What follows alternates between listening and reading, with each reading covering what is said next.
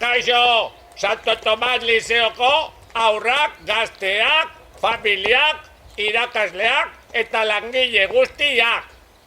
Ni porruz naiz eta hau, gure etxeko koronavirusa.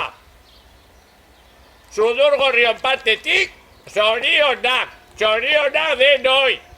Etxean, zintzo, ari zaretelako. Jolasten, kantatzen, dantzatzen, marrasten, mozorrotzen, etxeko lanak egiten ere. Maite zaituztegu.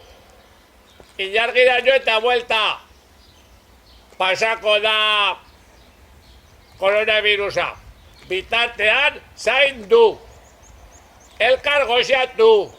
Eutsi humoreari. Eutsi euskarari. Eta gure mutsuri goxoenak zuentzat bai. Hau Santo Tomas Liseoa! Maite zaituztegu!